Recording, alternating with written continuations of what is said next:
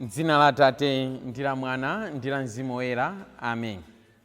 Tilandiranenso abale ndi alongo mwa Ambuye pano pa Tiyankhuleni Ambuye, limene ndi lolemba mande. Mawu athu oyamba akuchokera mu buku loyambirira la Samuel mutu 1 kuyambira ndime ya 1 kulekezera ndime ya 8. Amene akutiwerengera mawu oyamba ndi a Kriston Innocent Mhone kuchokera ku Sacred Heart Parish, Depslot, Diocese ya Pretoria, mdziko la South Africa. Ndipo uthenga wathu wabwino wa lero lolemba ukuchokera mu uthenga wa Mariko mutu 1 kuyambira ndime ya 14 kulekezera ndime ya 20. Amene akutiwerengera mawu a mthenga wabwino komanso kutigawira mawu ndi Reverend Father John Enoch Kaliwamba kuchokera ku Our Lady of Fatima Parish, Salima, mu Archdiocese ya Lilongwe. Abale ndi alongo okondeka mwa Ambuye, tiyeni tikhalire limodzi lero komanso mu sabatayi. Mawu oyamba. Mawu ochokera mu buku la Samuel. Padali munthu wina zina lake Elikana, waku Ramatiamu Zofimu, ku ziko la mapiri la Efraimu. Anali mwana wa Yerohamu, mwana wa Elihu, mwana wa Tohu, mwana wa Zufu, wa mfuko la Efraimu. Elikanayo anali wa mitala. Mukazi wina zina lake anali Hana, winayo anali Penina. Penina anali ndi ana, koma Hana analibe. Chaka ndi chaka Elikana ankapita ku Silo kuchokera ku mzinda wa kwawo, kukapembeza ndi kukapereka nsembe kwa chauta wamphamvu zonse. Ku Siloko kunali ana awiri a Eli, Hofeni ndi Finehasi, amene anali ansembe achauta. Siku limene Elikana ankapereka nsembe, ankapasako magawo a nsembeyo kwa mkazi wake Penina ndi kwa ana ake aamuna ndi akazi. Ndipo ngakhale ankakonda Hana, akangompasa gawo limodzi chifukwa choti chauta sadampase ana. Tsono chifukwa choti chauta sadampase ana, mkazi mzake uja akangomnyodola ndi kumpeputsa kuti amukwiyise,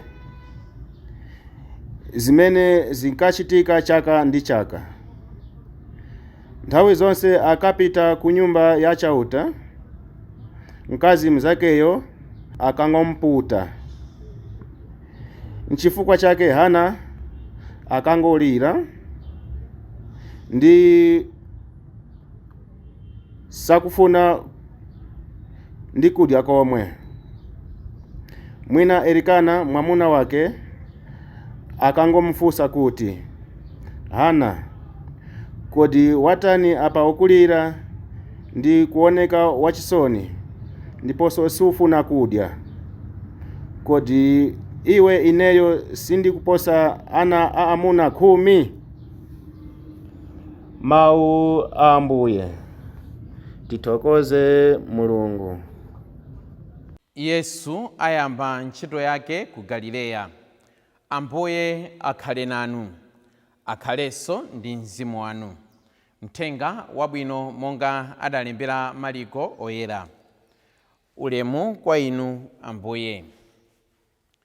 Yohane uja ataponyedwa mndende, Yesu adapita ku Galileya akulalika uthenga wabwino onena za Mulungu, ankati, nthawi yakwana, ufumu wa Mulungu wayandikira. Tembenukani mtima ndi kukhulupirira mthenga wabwinowu. Pamene Yesu ankayenda mbali mwa nyanja ya Galileya, adaona anthu awiri, Simoni ndi m'bale wake Andereya, ankaponya khoka m'nyanjamo, popeza kuti anali asodzi. Yesu adawawuza kuti, inu munditsate, ndikakusandutseni asodzi a anthu. Pomwepo iwo adasiya makoka awo namatsatadi. Atapitirira pang'ono, Yesu adaona Yakobe ndi m'bale wake Yohane, ana a Zebedewo. Iwowo anali m'chombo akukoza makoka awo. Nthawi yomweyo iye nkuwayitana. Pamenepo iwo adasiya bambo awo Zebedewo m'chombomo pamodzi ndi antchito ake namatsata Yesu. Mthenga wa Ambuye. Ulemu kwa inu Ambuye Yesu Khristu. Uthenga wabwino wa lero ukuyamba ndi kuponyedwa ndende kwa Yohane M'batizi. Yohane M'batizi adalalikira uthenga wake wakuti nthawi yakwana tsopano yakuti ufumu wa Mulungu ukhazikike. Anapitiriza uthenga umenewu powawuza anthu kuti tembenukani mtima ndi kukhulupirira mthenga wabwino. Izi zikugwirizanakonso ndi zimene tikuzipeza mu uthenga wabwino wa lero, kuti Yohane M'batizi anali kulalikira zotembenuka mtima, anali kuwawuza anthu kuti abatizike ndipo kuti Mulungu adzawakhululukira machimo awo. Tikamawerenga Marko imweyo mutu 1 verse 4 timapeza malaliko amenewa a Yohane M'batizi. Uthenga olinganako ndi omwewu ndi umene tikuyamba nawo uthenga wabwino wa lero. Komatu lero akulalika ndi Ambuye Yesu. Ambuye Yesu akunena kuti nthawi yakwana, ufumu wa Mulungu wayandikira, tembenukani mtima ndi kukhulupirira mthenga wabwino. Kodi uthenga wabwino wa lero wakubweretserani maphunziro otani? Nanga uthenga wabwino wa lero ine ngati wansembe, inu ngati Mkhristu, tonsefe watibweretsera maphunziro otani? Poyambirira phunziro limene tikulipeza mu mawu a Hudson Taylor. Hudson Taylor pofuna kupereka chilimbikitso kwa ife akhristu, kwa ife atumiki a mu mpingo, adanena kuti God's work done in God's way will never lack God's supply. Kuti ntchito ya Mulungu imene ikuchitidwa mwa Mulungu mwini, mmene Mulungu yakufunira, sidzapezeka popanda munthu oyigwira. Tikuona poyambirira penipeni kunena kuti Yohane M'batizi akuponyedwa ndende, koma Mulungu sakulolera kunena kuti ntchito yake isapite patsogolo. Akubweretsapo Ambuye Yesu amene akupitiriza ntchito yolalikira uthenga wabwino imene Yohane M'batizi adayamba. Choncho mawu amenewa ife tonsefe adzitilimbitsa mtima pamene mwina tikuona ngati ntchito ya Mulungu ikufika kumapeto, pamene mwina tikuona ngati ntchito ya Mulungu sitheka tsopano, pamene tikuona ngati ntchito ya Mulungu sipitirira tsopano. Lero mawu amenewa akutipatsa chilimbikitso kuna kuti ntchito ya Mulungu imene ikuchitidwa motsatira kufuna kwa Mulunguyo sidzasowa oyipitirizayi. God's work done following the way of God will never lack God's supply. Izi timaziona moyo wathu wa tsiku ndi tsiku. Izinso nanunso mmazionanso moyo wanu wa tsiku ndi tsiku. Pamene ife timakhala atumiki mapalisho osiyanasiyana, pamene inu muli akhristu mapalisho osiyanasiyana, zimene zimathochitika. Tilipo atumiki ena a Mulungu kwa ife ansembe amene timakonda kunena kuti this parish minus me as the priest, it will not go anywhere.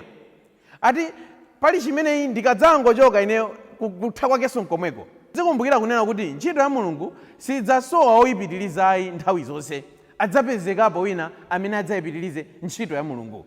Udindo umenewu sungapite patsogolo popanda ine. Bungwe limeneli silingapite patsogolo popanda ine. Ntchito ya Mulungu sidzasowa oyipitirizayi, chifukwa chonena kuti Mulungu mwini adzabweretsapo atumiki ena amene adzapitirize kuigwira ntchito yake. Izitu ine ndidazionako kale ndili mwana. makamaka tili ku seminari ing'ono kumulale timati tikamakhala form 4 ikamapita timakhala ndi madandaulo osiyanasiyana. Timakono dandaulo kuti form 4 iyi ndekangochoka sipadzapezekanso form 4 ina yosewera mpira ngati form 4 imeneyi. Timu imeneyi ndiye kuti basi yatha, football pano pamulale yatha. Koma zimandabwitsa kuna kuti pamabweranso anthu inanso alusoso mu form 1 kapenanso inanso amene sitimaona kuti ali ndi luso kumene amatulukanso nkuyambanso kuseweranso mpira mwinanso kuwapozanso ambuye wachaso, kufuna kutipatsa chitsimikizo kunena kuti nthawi zina zake tisamataye mtima, nthawi zina zake musamataye mtima, nthawi zina zake ndisamatumbwe, nthawi zina zake musamatumbwe. Ine ngati wansembe mwina ndimanyada, inu ngati mtsogoleri mwina mumanyada kuti mphakati umene uwu ndiye watha basi, pali chimeneyi ndiye atha basi, udindo umene uwu ndiye watha basi. Mulungutu amabweretsapo atumiki ake ndipo sadzalola kuti ntchito yake isapite patsogolo ayi. Ndi chifukwa chake pamene Yohane M'batizi akuponyedwa ndende, anthu ndikumakhala ndi chikayiko, anthu ndikumakhala ndi nkhawa kuti mwina ntchito ya Mulungu sipitirira, Ambuye Yesu unotsopano, Mulungu unotsopano akubweretsapo Ambuye Yesu kuti apitirize ntchito ya Mulungu mwini. Kenaka phunziro lina limene ife tikuphunzira muthenga wathu wabwino wa lero ndionena kuti muloleni Mulungu akugwirizeni ntchito ngati Yesu pamene Yohane waponyedwa ndende, kuti pamene zinthu zikuoneka kunena kuti mwina sizipitirira tidzimulola Mulungu kunena kuti Ambuye ndilipo tumeni, ndigwiritseni ntchito mpingo wanu upite patsogolo, ndigwiritseni ntchito bungwe lanu lipitirire, ndigwiritseni ntchito mawu anu apitirire kulalikidwa. Nthawi zina tizimulola Mulungu, nthawi zina mudzimulola Mulungu kuti akugwiritseni ntchito pamene zinthu zisakuoneka ngati kuti zipitirira, pamene Yohane M'batizi akuoneka kuti waponyedwa ndende, pamene mwina anthu akuona kunoti pali gapu, inu Mulungu akugwiritseni ntchito. Nanenso Mulungu andigwiritse ntchito, tisamakhale ni mantha kwina kuti nanga ndigwira bwanji ntchito imeneyi chifukwa amene analipoyo amagwira bwino koposa. Ena pa chizungu amalankhula moveka bwino kwina kuti he has left big shoes that I cannot fit into. Akuti wasiya sapato zikuluzikulu, ntchito zake ndi zikuluzikulu zonena kuti ifeyo sitingakwanitse kukwanamo, sitingakwanitse kuzigwira ngati mmene iye amazigwirira. Kumbukirani nthawi zonse kuti amene akugwiritsani ntchito pamene Yohane ali mundende, kuti amene akugwiritsani ntchito pamene zinthu zisakuyenda ndi Mulungu mwini wake ntchitoyo, ndipo adzakupatsani zonse zokuyenerezani kuti ntchitoyo muyigwire bwino. Kenaka china chimene ife tikuona muthenga wabwino wa lero ndi kunena kuti Ambuye Yesu akuwayitana anthu osiyanasiyana, akuyitana ana a Zebedeyo, komanso akuyitananso Andereya ndi m'bale wake. Anthu onsewa akuwayitana ndipo kumene akuchokera iwo ndi ku nyanja. Timadziwa bwino m'malemba oyera kunena kuti nyanja is associated with evil spirits. Ndipo ajapoto pa nyanja pamene Ambuye Yesu anali kugona, koma nyanja inali kuchita mafunde, kutanthauza mphamvu za Satana kuchuluka pamadzi. Pamene Ambuye Yesu ankayenda pamadzi, kutanthauza tsopano kunena kuti God is the master of all evil powers.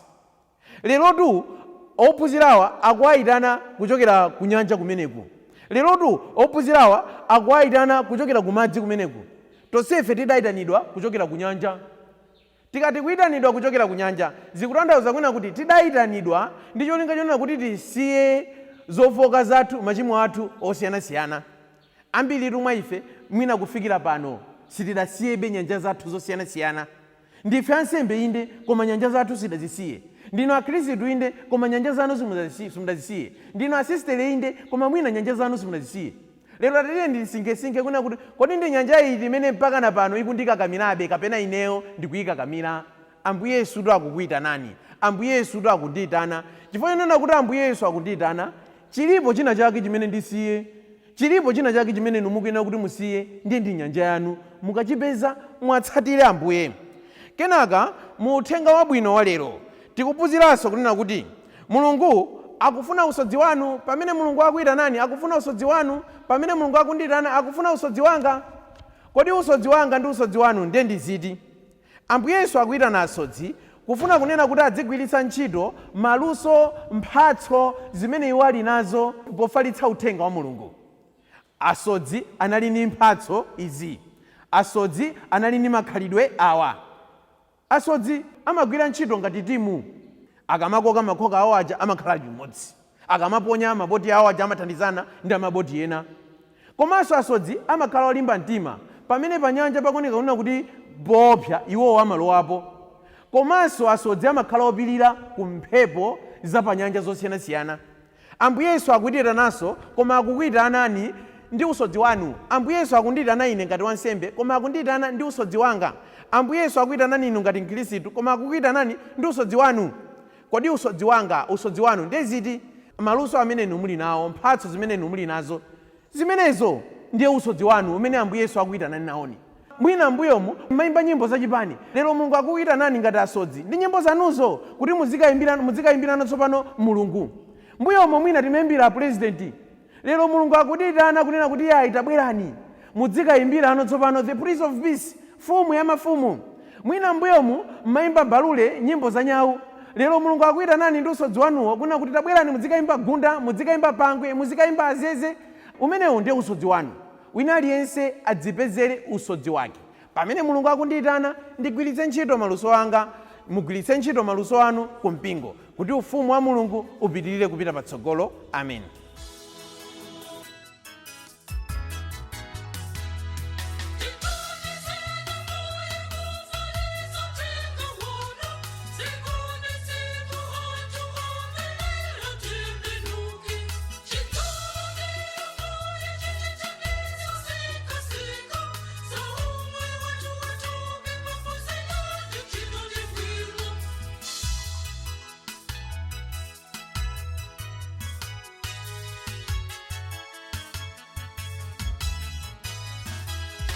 Chaka.